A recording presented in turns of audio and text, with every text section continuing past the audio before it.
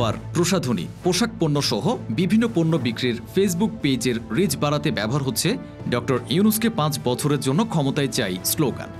এক অনুসন্ধানে এ তথ্য জানিয়েছে অনলাইন ভেরিফিকেশন ও মিডিয়া গবেষণা প্ল্যাটফর্ম ডিসমিস ল্যাব।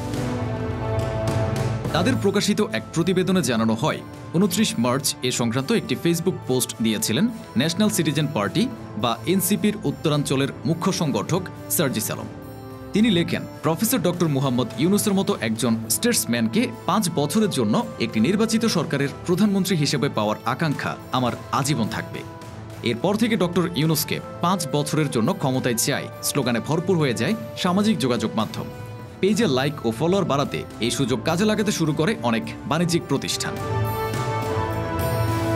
ডিসমিস ল্যাবের প্রতিবেদনে বলা হয়েছে, এপ্রিলের শুরু থেকে মে মাসের মাঝামাঝি পর্যন্ত অন্তত 47টি ফেসবুক পেজ 55টি পেইড বিজ্ঞাপনে এই স্লোগান ব্যবহার করেন। বিজ্ঞাপনগুলোতে ডক্টর ইউনূসের নাম ও ছবি ব্যবহার করে লাইক দেওয়া ও ফলো করার আহ্বান জানানো হয়। ওই প্রতিবেদনে কয়েকটি পেজের পর্যালোচনা তুলে ধরা হয়। এতে দেখা গেছে 90% পেজ আগেই কোনো রাজনৈতিক বিষয় নিয়ে পোস্ট করেনি।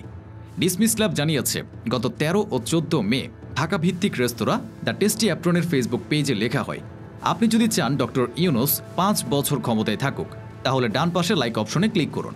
বিজ্ঞাপনের নিচে ডান পাশে একটি লাইক বাটন দেখা যায়। ডিসমিস ল্যাবের পর্যালোচনায় 47টি পেজের মধ্যে 30টি অর্থাৎ প্রায় 64%ই খাবার, প্রসাধনী, পোশাক, স্বাস্থ্যসেবা বা মৌসুমি ফলের ব্যবসার সঙ্গে যুক্ত। 8টি ছিল ব্যক্তিগত, আর 2টি নিজেদের মিডিয়া আউটলেট হিসেবে পরিচয় দিয়েছে। বাকি পেজগুলো পাবলিক ফিগার ও ডিজিটাল মার্কেটিং হিসেবে তালিকাভুক্ত। মিডিয়া গবেষণা প্ল্যাটফর্মটি বলছে, এ 47টি পেজের গড় লাইক 35,000-এর বেশি, অনুসারী 37,000-এর বেশি। এগুলোর মধ্যে 24টি পেজ চালানো হয় বাংলাদেশ থেকে, একটি ইতালি এবং একটি পেজ যৌথভাবে বাংলাদেশ ও যুক্তরাষ্ট্র থেকে চালানো হয়। ডিসমিস ল্যাব এসব পেজের 6 জন অ্যাডমিনের সঙ্গে কথা বলেছে। তাদের 4 জন বলেছেন, বিজ্ঞাপনগুলো নিজেরা তৈরি করেননি, বিজ্ঞাপন সংস্থাকে প্রচারে দায়িত্ব দিয়েছিলেন তারা। একজন জানান, লাইক ও ফলোয়ার বাড়াতে তিনি নিজেই এমন বিজ্ঞাপন দিয়েছেন। অন্য একজন বলেন, একটি ডিজিটাল মার্কেটিং প্রতিষ্ঠানকে নিয়োগ দিয়েছিলেন তারা, বিজ্ঞাপনের বিষয়বস্তু তিনি আগে জানতেন না। তিনি বলেন, তারা পেজের ফলোয়ার বাড়াতে বলেছিলেন, কিন্তু বিজ্ঞাপন কি হবে সেটা ওই প্রতিষ্ঠানই সিদ্ধান্ত নেয়। এ ধরনের বিজ্ঞাপনের মূল উদ্দেশ্য হচ্ছে পেজের ফলোয়ার বাড়ানো। পেজের গ্রহণযোগ্যতা বিচার করা হয় ফলোয়ারের সংখ্যা দিয়ে।